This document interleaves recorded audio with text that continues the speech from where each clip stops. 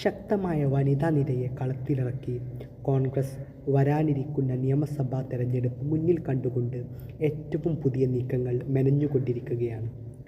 ജബി മേത്തർ, ഷാനിമോൾ ഉസ്മാൻ, ബിന്ദു കൃഷ്ണ, രമ്യ ഹരിദാസ്, ആലിപ്പറ്റ ജമീല എന്നീ മുതിർന്ന നേതാക്കളുടെ പിൻബലത്തോടെയാണ് യുവത്വങ്ങളായ വനിതാ നേതാക്കന്മാരെ നാം പരിചയപ്പെടുന്നത്.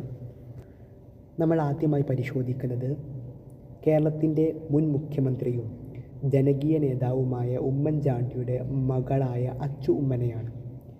സജീവ രാഷ്ട്രീയത്തിലേക്ക് ഞാനില്ല എന്ന് പറയുകയും പുതുപ്പള്ളിയിൽ തൻ്റെ സഹോദരന് പൂർണ്ണ പിന്തുണ നൽകിയ അച്ചു ഉമ്മൻ്റെ രാഷ്ട്രീയ പ്രവേശനമാണ് ഇപ്പോൾ കേട്ടുകൊണ്ടിരിക്കുന്നത്.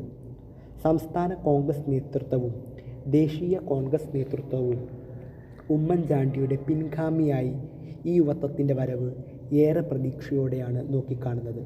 കേരളത്തിൽ എവിടെ നിർത്തിയാലും CPMൻ്റെ പൊന്നാപുരം കോട്ടയിൽ നിർത്തിയാലും അച്ചു ഉമ്മൻ കുതിച്ച് കയറും എന്നത് ഉറപ്പാണ്. രണ്ടാമതായി നാം പരിശോധിക്കുന്നത് ആൻ സെബാസ്റ്റ്യൻ. എവിടെ നിർത്തിയാലും വിജയിക്കുക തന്നെ ചെയ്യും.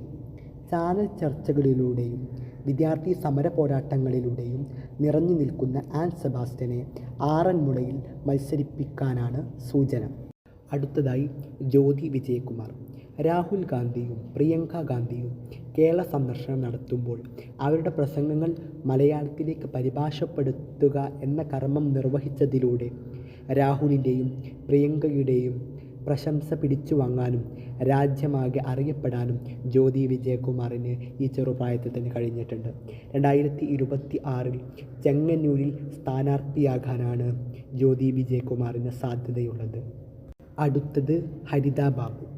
CPMൻ്റെ കായംകുളം പോലുള്ള കുത്തക മണ്ഡലത്തിൽ CPMൻ്റെ പ്രതിഭക്കെതിരെ ശക്തമായ മത്സരം കാഴ്ചവെച്ച ഹരിത ബാബു കേവലം 3000 വോട്ടിനാണ് 2021 പരാജയപ്പെട്ടത്. എങ്കിലും അവിടെ വൻ സ്വീകാര്യത അവർക്ക് അവിടെ നിലനിൽക്കുന്നുണ്ട്. ഇനിയും കായംകുളത്ത് ഹരിത ബാബുവിന് സീറ്റ് നൽകും എന്നത് ഉറപ്പാണ്. അടുത്തത് സോയ ജോസഫ്. സാമൂഹിക മാധ്യമങ്ങളിലെ ഇടപെടലും വിവിധ വിഷയങ്ങൾ ആഴത്തിൽ പഠിച്ചുകൊണ്ടുള്ള പ്രതികരണവും ജനങ്ങൾക്ക് സുപരിചിതയായ സോയ ജോസഫ് തൃശ്ശൂർ ജില്ലക്കാരിയാണ്. തൃശ്ശൂരിലെ ഏതെങ്കിലും ഇടത് കോട്ടയിലാകും സോയക്ക് സീറ്റ് നൽകുക.